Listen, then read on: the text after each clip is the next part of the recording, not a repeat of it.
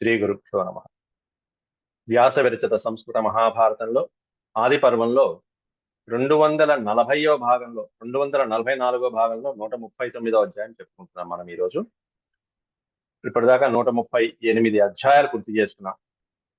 243 భాగాలు అయ్యాయి. వాటిలో 138 అధ్యాయాలు పూర్తి చేసుకున్నాం. ఒక్కో అధ్యాయం 2-3 భాగాలు పడుతూ ఉంటుంది. ఇక నేటి ప్రవచనంలో భాగంగా భీముడు పాతాళ లోకంలో ఉండిపోవటం వల్ల, నాగలోకంలో అక్కడే ఉండిపోవటం వల్ల ఇక్కడ యుధిష్ఠిరుడు అలాగే కుంతి, విదురుడు మొదలైనటువంటి వాళ్ళు చింతించడం, ఆ భీమసేనుడి కోసం కాస్త అన్వేషించడం అనేటువంటిది ఎలా జరుగుతున్నది, ఆ తర్వాత భీముడు ఎప్పుడు వచ్చాడు అనేటువంటిది నేటి ప్రవచనంలో చెప్పుకుందాం. ముందుగా ప్రార్థన చేద్దాం. ఓం శుక్లాంబరధరం విష్ణుం శశివర్ణం చతుర్భుజం ప్రసన్నవదనం ధ్యాయేత్ సర్వవిఘ్నోపశాంతయే. వ్యాసం వసిష్ఠనప్తారం శక్తేః పౌత్రమకల్మషం పరాశరాత్మజం వందే సుఖతాతం తపోనిధిం. వ్యాసాయ విష్ణురూపాయ వ్యాసరూపాయ విష్ణవే నమో వై బ్రహ్మనిధయే వాసిష్ఠాయ నమో నమః. నారాయణం నమస్కృత్య నరం చైవ నరోత్తమం దేవీం సరస్వతీం వ్యాసం తతో జయముదీరయే.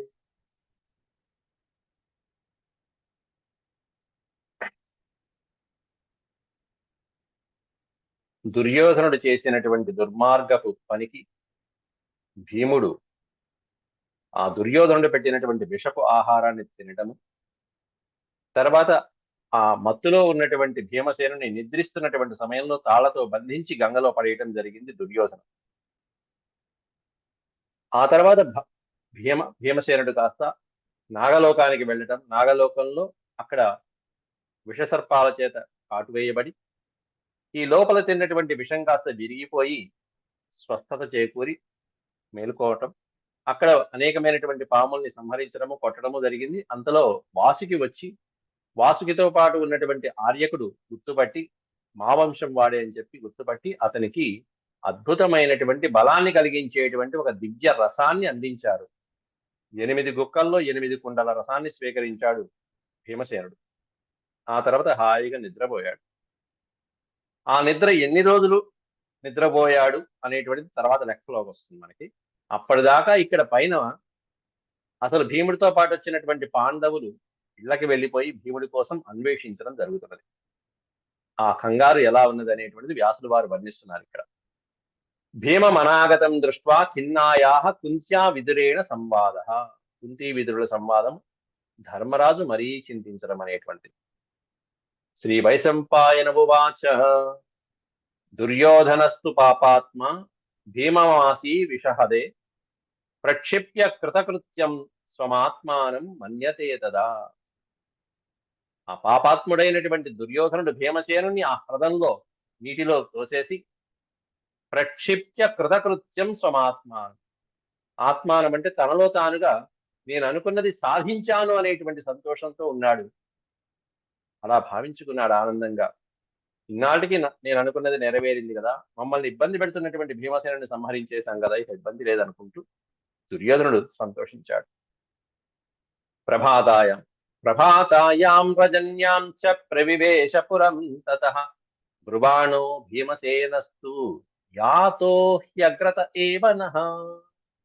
పొద్దునే ఉన్న ఈ సన్నివేశం చేశాడు, భీమసేనుని నదిలో పడేశాడు. రజన్యాం చ ప్రవివేశ పురం తతః. ఆ తర్వాత సాయంత్రం సమయానికి అందరూ కూడా పురం ప్రవివేశ, హస్తినాపురంలో ప్రవేశించేశారు. వస్తూ వస్తూ అడిగినటువంటి వాళ్ళకి భీముడి గురించి అడిగినటువంటి వాళ్ళకి ఏం చెప్తున్నట్ట? బ్రువాణః భీమసేనస్తు యాతః. యాతః అంటే గచ్చతః, వెళ్ళిపోయాడు. ఎప్పుడు వెళ్ళిపోయాడు? అగ్రతః ఏవ నః, నః అగ్రతః, మాకంటే ముందే వెళ్ళిపోయాడే, మాకంటే ముందే వెళ్ళిపోయాడే అంటూ ఎవరడిగినా ఇదే మాట చెప్తున్నారు. మాకు తెలియదు ఎక్కడో, మాకంటే ముందే వెళ్ళిపోయాడు హస్తినాపురానికి. ఎందుకంటే వాళ్ళ యొక్క రథాలు వేరు, వాళ్ళ వాహనాలు వేరుగా ఉంటాయి, వాళ్ళ వెనకాల వాళ్ళ స్నేహితులు వేరుగా ఉంటారు, కాబట్టి మాకంటే ముందే వెళ్ళిపోయారు అని చెప్పి అడిగిన వాళ్ళకి మాత్రం అలా సమాధానం చెప్తున్నాడు. అందరూ రాజ్యానికి వచ్చారు, పాండవులలో 4 వచ్చారు. యుధిష్ఠిరుడు కాస్త కంగారు పడుతున్నాడు. యుధిష్ఠిరస్తు ధర్మాత్మా యవిదన్ పాపమాత్మని స్వేనానుమానేన పరం సాధుం సమనుపశ్యతి. అప్పటికి యుధిష్ఠిరుడికి దుర్యోధనుడి యొక్క పాపకృత్యాలనేటువంటివి తెలియదు అసలు. ఏమనుకుంటున్నా అంటే, నేను ఎంత ధర్మాత్మనో అందరూ అంతే ధర్మాత్ములు అనుకునేటువంటి స్థాయి ఆనాటిది యుధిష్ఠిరుడికి. అందరినీ కూడా సమనుపశ్యతి అని వ్యాసుల వారే చెప్పారు. సమ అంటే సమత్వంతో అనుపశ్యతి, సమానంగా చూసేటువంటి భావన ఆనాటి కాలంలో యుధిష్ఠిరుడికి.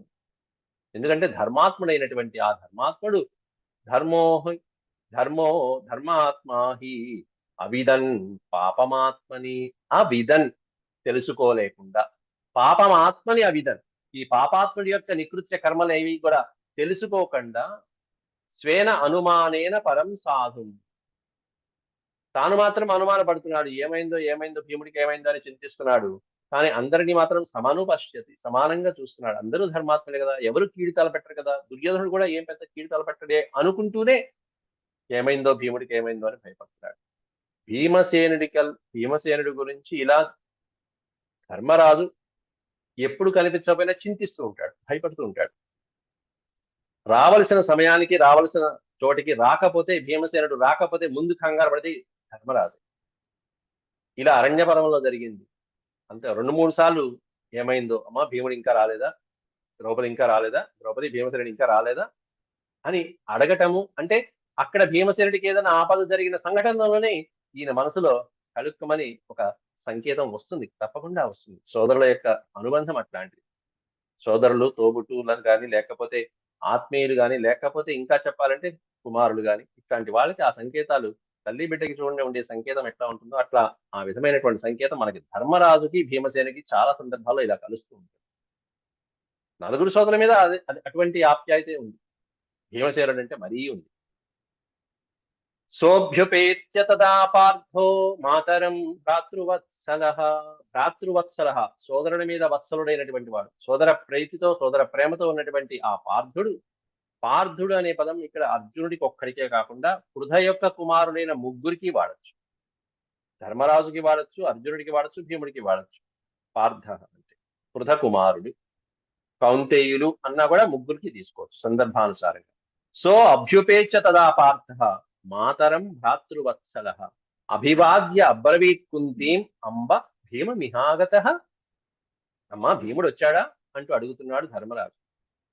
ఇక్కడ సో అభ్యుపేత్య, అభి ప్లస్ ఉపేత్య అంటే సమీపించి. ఎక్కడికి సమీపించి అంటే అమ్మ ఉన్నటువంటి కుంతీదేవి ఉన్నటువంటి అంతఃపుర మందిరాల్లో సమీపించి, తదా పార్థో మాతరం అభివాద్య తల్లికి నమస్కారం చేశాడు.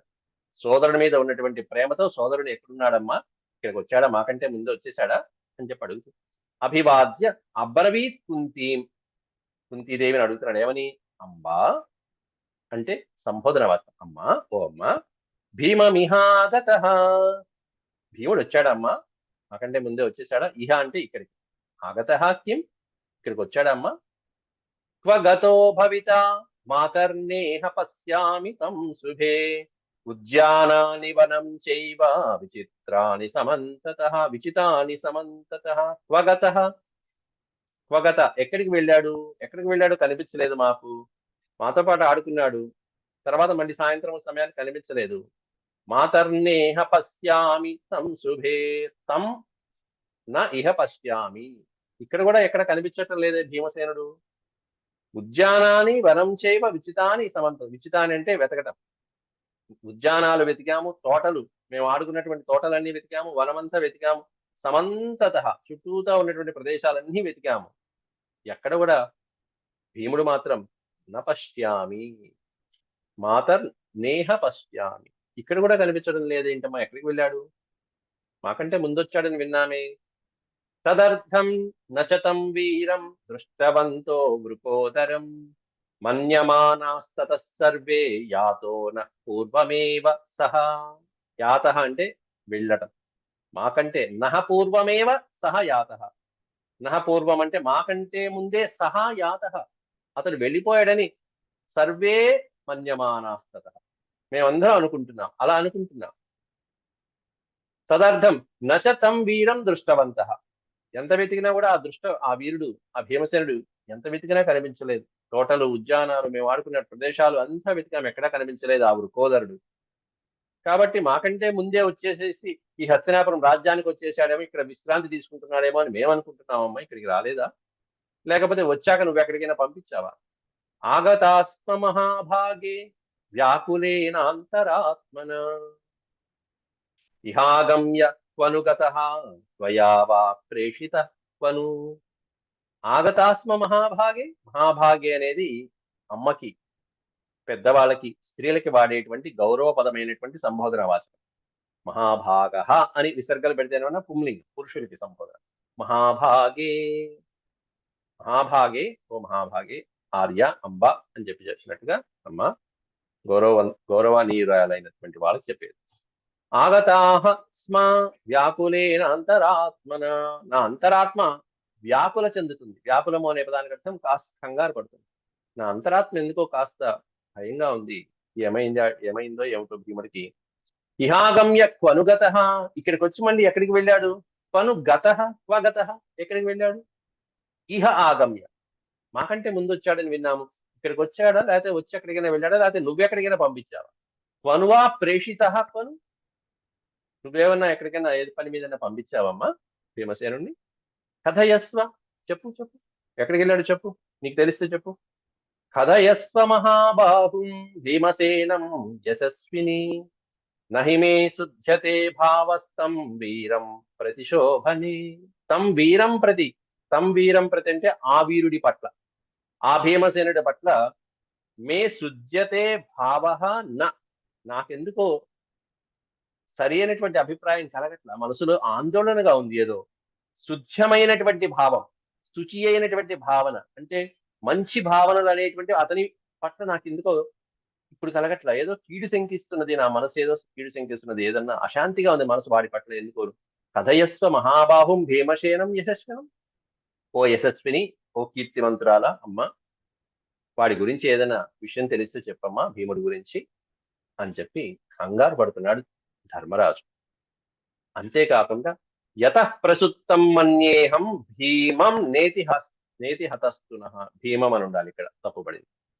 యత ఎందువల్లంటే మేమందరం కాసేపు పడుకున్నాం బాగా అలసిపోయి, వాడు కూడా పడుకుంటాడు అనుకున్నాం. లేచి మేము హాయిగా తిన్నాము, వచ్చేసాం. ప్రసుప్తం మన్యేహం, ప్రసుప్తం అంటే నిద్రిస్తున్నాడని మేమందరం అనుకున్నాం. ఆటలాడిపోయి ఉద్యానవనంలో ఎక్కడో చోట పడుకుని ఉంటాడు లేదని మేమందరం అనుకున్నాం. ప్రసుప్తం మన్యేహం భీమం నేతి హతస్తున. అట్లాంటి నిద్రిస్తున్నటువంటి భీముణ్ణి ఎవరైనా హతస్తు సంహరించేశారా ఏంటి? ఎవరైనా చేయరానటువంటి పని ఏదైనా చేశారేంటి? ఇత్యుక్త్వా చ తతః కుంతి ధర్మరాజేన ధీమత. ఈ విధంగా పలుకుతున్నటువంటి ధర్మరాజుతో ధీమత, బుద్ధిమంతురాలైనటువంటి కుంతీదేవి, రాజమాత అయినటువంటి కుంతీదేవి, ఇహ ఆవిడ యొక్క మాటలు ఎప్పుడైతే ధర్మరాజే అంతటి వాడే కంగారు పడుతున్నాడో అప్పుడు ఈవిడ ఇంకా కంగారు పడింది. హా హేతి, హా, అయ్యో అయ్యో అయ్యో అయ్యో, కంగారు. కంగారులో ఆహా అనే సంబోధన వాచకం సంస్కృతంలో వాడతారు. ఎందుకంటే ఇక్కడికి రాలేదు కాబట్టి. అక్కడ లేడంటున్నారు, మరి ఇక్కడ రాలేదని ఈవిడికి తెలుసు కాబట్టి ఏమయ్యాడు? హాహేతి కృత్వా సంభ్రాంత ప్రత్యువాచ యుధిష్ఠిరం. యుధిష్ఠిరుడితో అయ్యో ఏమైందో నాయన అంటూ కాస్త సంభ్రాంత పడిపోతూ, ఆశ్చర్యపోతూ పక్కన కంగారులో ప్రత్యువాచ, తిరిగి ఈ విధంగా అంటారు. న పుత్రం భీమం పశ్యామి. పుత్రం భీమం న పశ్యామి.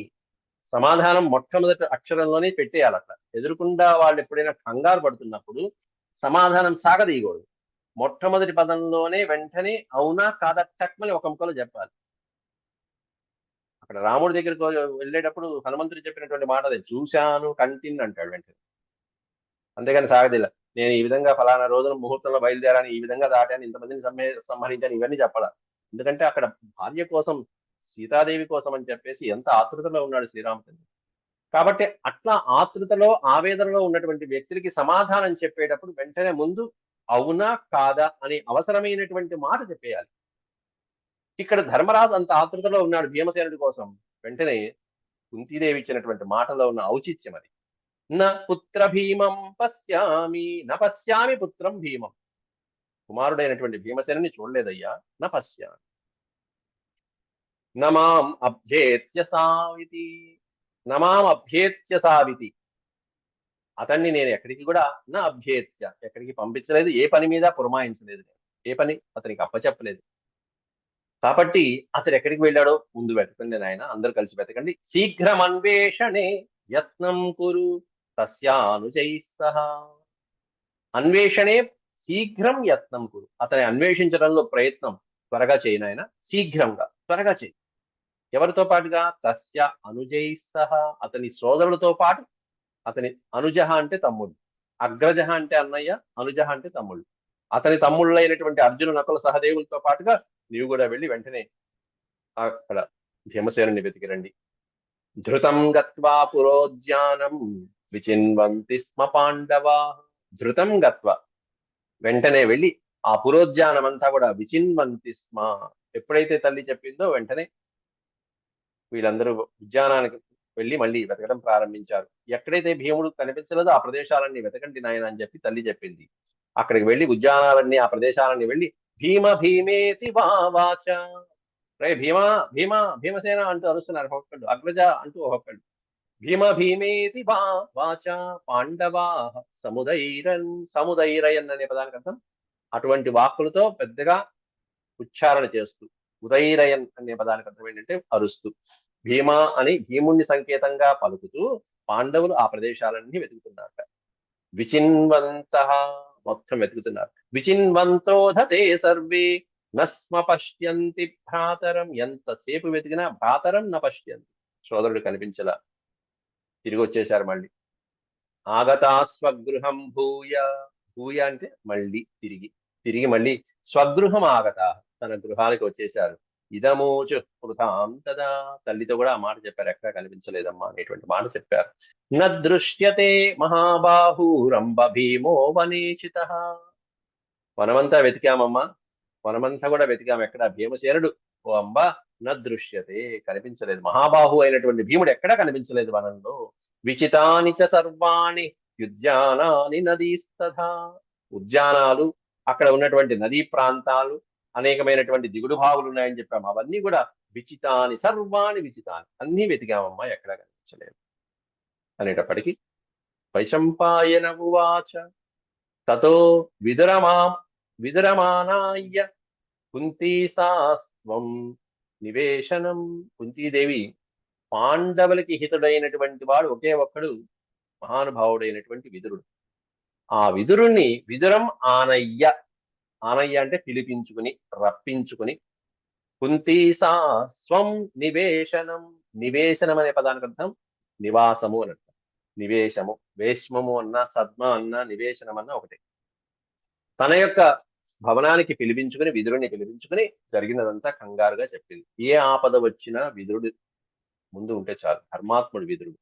ఆ ధర్మాత్ముడైనటువంటి ఆ విదురుని యొక్క మాట, అతని యొక్క తెలివితేటలు పాండవుల్ని అనుక్షణం కాపాడుతూ ఉంటాయి ఎప్పుడు కూడా. వెంటనే చెప్పింది, ఉవాచ బలవాన్ క్షత్తః భీమసేనో నదృశ్యతే. ఉవాచ బలవాన్, బలవంతుడైనటువంటి వాడు భీమసేనుడు, నదృశ్యతే, భీమసేనుడు కనిపించటం లేదయ్యా విదురా. అందరూ ఉద్యానానికి వెళ్ళారు, అక్కడ అంతా వెతికారు. ఉద్యానాన్ నిర్గతాః సర్వే, సర్వే ఉద్యానాత్ నిర్గతాః, నిర్గత అంటే తిరిగి వచ్చేశారు. వెళ్ళినటువంటి వాళ్ళు, ఉద్యానానికి వెళ్ళి ఆటలకి పాటలకి వెళ్ళిన వాళ్ళు తిరిగి వచ్చేసారు, అందరూ వచ్చేసారు. కానీ భ్రాతరో భ్రాతృభిస్సహ, సోదరులతో పాటు వెళ్ళినటువంటి వాడు, ఈ సోదరులు మిగతా నలుగురు వచ్చారు కానీ సోదరుడైనటువంటి భీమసేనుడు అతడు మాత్రం రాలేదు. తత్రైకస్తు మహాబాహుర్భీమో నాభ్యేతి మామిహ, నాభ్యేతి అంటే ఇంకా సమీపించలేదు, ఇంకా ఇక్కడికి రాలేదు. తత్ర ఏకస్తు మహాబాహు, వాళ్ళల్లో ఆ నలుగురు ఐదుగురిలో, పంచపాండవుల ఐదుగురిలో కూడా ఏకస్తు మహాబాహు భీమ, మహాబాహు అయినటువంటి భీముడు ఒక్కడే సమీపించలేదు, మిగతా నలుగురు వచ్చేశారు.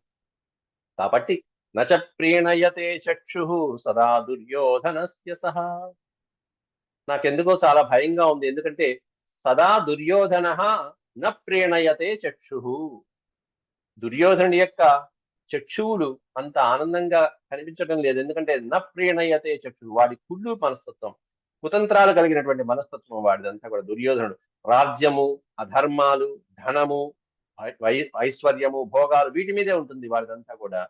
కాబట్టి క్రూరో అసౌ దుర్మతి క్షుద్రో రాజ్యలుబ్ధో అనపత్రప.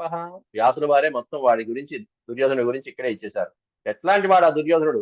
క్రూర అసౌ, పరమ క్రూరుడు, క్రూరాతి క్రూరమైనటువంటి వాడు, క్రూర మనస్తత్వం, కుత్సితమైనటువంటి బుద్ధి కలిగినటువంటి వాడు. దుర్మతి, దుర్బుద్ధి కలిగినటువంటి వాడు. క్షుద్ర, క్షుద్ర బుద్ధి కలిగినటువంటి వాడు, అవసరమైతే ఎంతకైనా తెగించేటువంటి వాడు. రాజ్యలుబ్ధ అనపత్రప, రాజ్యలోభం కలిగినటువంటి వాడు. కంగారు పడకండి, మొత్తం ఎంత చేయాలో అంతా నాశనం చేసేటువంటి వాడు. విపరీతమైనటువంటి రాజ్య లోభకాంక్ష, రాజ్యకాంక్ష కలిగినటువంటి వాడు. అట్లాంటి దుర్యోధనుడు ఏమన్నా భీమసేనుని సంహరించాడేమో సందేహంగా ఉందయ్యా. నిహన్యాదపితం వీరం జాతమన్యు సుయోధన. సుయోధనుడు జాతమన్యు, మన్యు అంటే కోపం, క్రోధం. జాతమన్యు, కోపించినటువంటి దుర్యోధనుడు ఏదన్నా కక్ష కట్టి నిహన్యాదపి తం వీరం, ఆ భీమసేనుడిని ఏమన్నా సంహరించాడేమో సందేహంగా ఉందయ్యా. తేనమే వ్యాకులం చిత్తం హృదయం దహ్యతీవచ. కాబట్టి నా హృదయము వ్యాకుల పడుతున్నది, నా చిత్తము, నా బుద్ధి, నా హృదయం ఇవన్నీ కూడా దహ్యతీవ, దహించిపోతున్నాయి. హృదయం దహించిపోతున్నది, చిత్తం వ్యాకుల పడిపోతున్నది. వ్యాకులత అనే పదానికి అర్థం కాస్త కన్ఫ్యూజన్ స్టేట్ లో ఉండేది, తత్తరపాటు పడిపోతున్నది. దహ్యత అంటే దహించడం, హృదయం దహించిపోతున్నది. భీమసేనుడి కనిపించడం లేదంటే ఏం చేయాలి నాయన విదురా అంటూ కుంతీదేవి తన కష్టాన్ని విదురుడితో పంచుకున్నది. వీళ్ళు పిల్లలు చిన్నవాళ్ళు కాబట్టి. విదుర ఉవాచ, విదురుడు అంటున్నాడు, పెద్దగా మాట్లాడకమ్మా దుర్యోధనుడి గురించి, ఉన్న పిల్లల్ని చూసుకో. దుర్యోధనుడి గురించి మనం ఇప్పుడు ఏదైనా మాట్లాడామంటే మిగతా నలుగురికి కూడా అపకారం కలిగే అవకాశం ఉన్నది. అయినా నీ కుమారులు దైవాంశ సంభూతుడు, వాళ్ళకి ఏమీ కాదమ్మా, వ్యాస భగవానుడే చెప్పాడు, ఇంకేం దానికి తిరిగే ఉందంటూ విదురుడు ధైర్యం చెప్తున్నాడు ఇక్కడ చక్కగా. మైవం వదస్వ కళ్యాణి శేష సంరక్షణం కురు. మైవం వదస్వ, ఇది విడతీస్తే మా ఏవం వద, ఏవం మా వద అని చెప్పడం. ఇలా మాట్లాడకమ్మా, పెద్దగా మాట్లాడు, కళ్యాణి నీ శుభం కలుగుతుంది అంటూ శుభకరమైనటువంటి స్త్రీని కళ్యాణి సంబోధిస్తారు. మంగళప్రదమైనటువంటి స్త్రీ. మై మా ఏవం వదస్వ, మైవం వదస్వ, ఏవం మా వద, ఈ విధంగా మాట్లాడకమ్మా పెద్దగా. శేష సంరక్షణం, శేష అంటే మిగిలిన నలుగురు కుమారులు వచ్చారు కదా, వాళ్ళ సంరక్షణం చేస్తూ ముందు, వచ్చిన వాళ్ళని ముందు చూసుకో. శేష సంరక్షణం కురు ప్రత్యాధిష్టో హి దుష్టాత్మ శేషేపి ప్రహరే తవ. తవ శేష, నీకు మిగిలినటువంటి పిల్లలకు కూడా అపకారం కలుగుతుంది నువ్వు దుర్యోధనుడు ఏమన్నా అంటే. ఎందుకంటే వాడు దుష్టాత్ముడు, దుర్బుద్ధి కలిగినటువంటి వాడు, ఎంతకైనా తెగించేటువంటి వాడు. ప్రత్యాదిష్ట, వాడిని ఏమన్నా మనం ఇప్పుడు చెప్పామంటే, ఎందుకంటే పవర్స్ అన్ని వాడి దగ్గర ఉన్నాయి, వాడి నాన్న అక్కడ పరిపాలిస్తున్నాడు ధృతరాష్ట్రుడు. దుర్యోధనుడు చెప్పిందల్లా తానా అంటే తందానా అంటూ ధృతరాష్ట్రుడు కూడా అదే అంత పాడుతూ ఉంటాడు.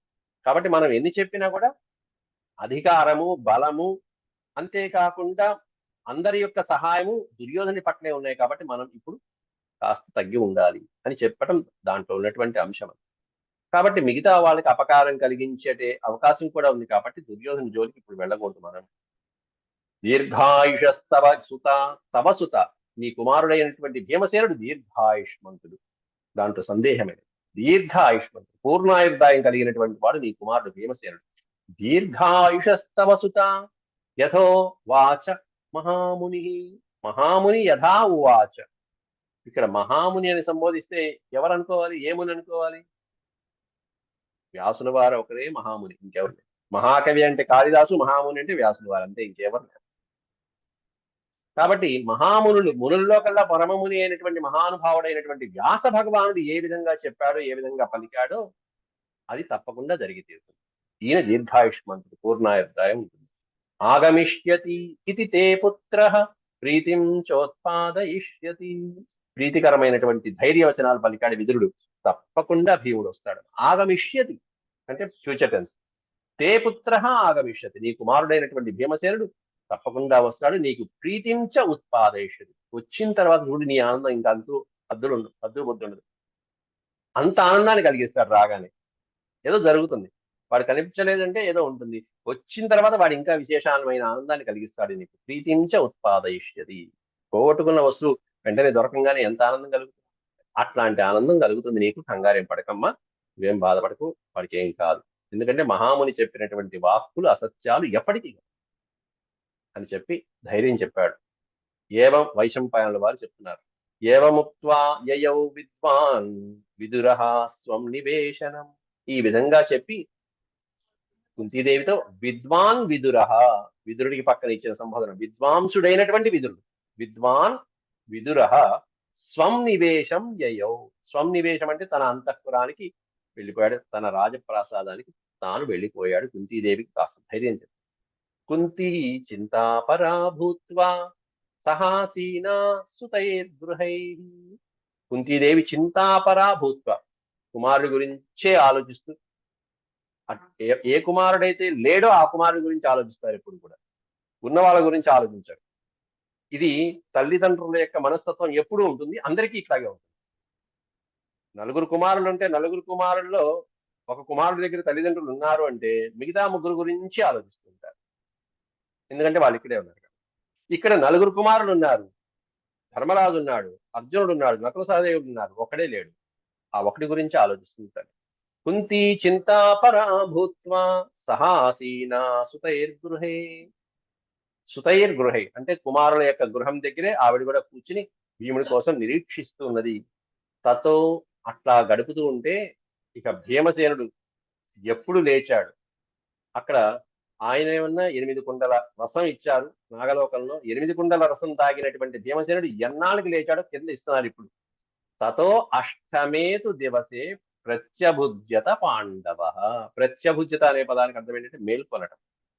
నిద్రకి ఉపక్రమించినటువంటి భీమసేనుడు ఎన్ని రోజులు పడుకున్నాడు? అష్టమే దివసే, 8 రోజులు నిద్రపోయి 8వ రోజున ప్రత్యభుజ్యత పాండవ. ఆ భీమసేనుడు 8వ రోజు లేచాడు.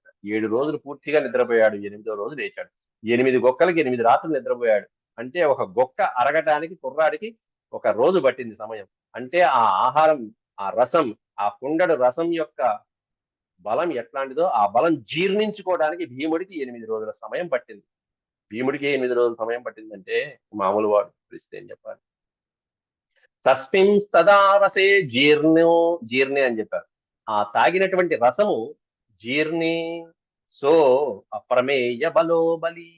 ఎప్పుడైతే ఆ తాగినటువంటి రసం జీర్ణమైపోయి లేచాడో అప్రమేయ బలో బలి, బలవంతులలో కల్లా అప్రమేయమైనటువంటి అంతులేనటువంటి అపారమైనటువంటి బలం కలిగినటువంటి వాడయ్యాడు భీమసేనుడు. ఆ బలం జీర్ణించుకోవడానికి అతనికి 8 రోజులు నిద్ర పట్టింది. అది మహానుభావుడు. 22 శ్లోకాలనే, ఇంకొక 20 శ్లోకాలు ఉన్నాయి, అది రేపటి పాఠంలో చెప్పుకున్నాను. ఇక్కడ భీమసేనుడు ఇప్పుడే లేచాడు. లేచినటువంటి భీమసేనుడు ఇక పై ఊర్ధ్వలోకానికి ఎలా వెళ్తాం, తన నగరానికి ఎలా వెళ్ళాడు, కుంతికి ధర్మరాజుకి ఎలా ఆనందాన్ని కలిగించాడు, వాళ్ళు ఈ విషయం తెలుసుకున్న తర్వాత ఏ విధమైనటువంటి రెస్పాన్స్ ఇచ్చారు, ఎలా రియాక్ట్ అయ్యారు అనేటువంటిది మనం రేపటి పాఠంలో చెప్పుకున్నాం. ఓం శాంతి శాంతి శాంతి. యదక్షరపద భ్రష్టం మాత్రాహీనం చ యద్భవేత్ తత్సర్వం క్షమ్యతాం దేవనారాయణ నమోస్తుతే. సర్వం శ్రీకృష్ణార్పణమస్తు. ఓం నమో భగవతే వాసుదేవాయ.